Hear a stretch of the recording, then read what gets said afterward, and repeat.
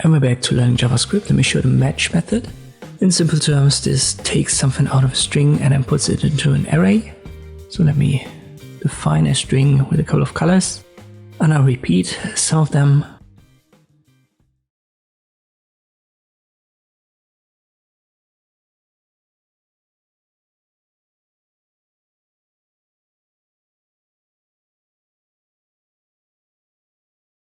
And now let me print it out first to see if everything is set up properly. So here we have our colors, and now I add to the str variable the .match method, and inside I'll define what I want to search for example red. If you do it like this, it simply finds the first match and then puts it into the array. So let me change a couple of letters here, and you can see it still finds the red that fits the lowercase red.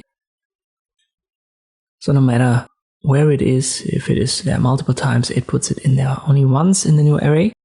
But if we use regex, so I use these slashes and then I use the global flag G, it now finds all three and puts it into an array.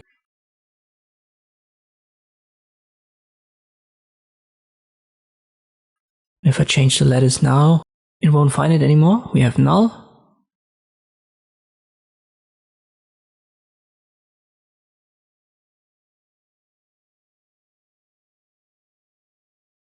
But if I add the I flag to it, it can find all of these lower and uppercase variations. Let me define the array, let ARR.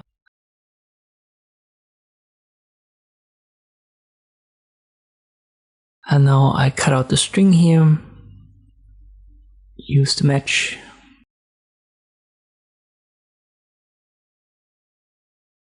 And now I print out the ARR.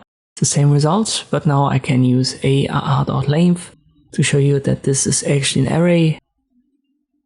So we have the three reds and then the number 3 for the length of the array.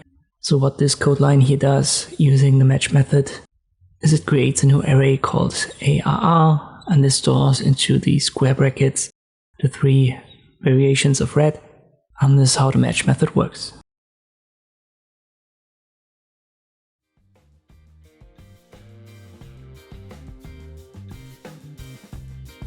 I hope this video was helpful. Thank you for watching, and I'll see you next time.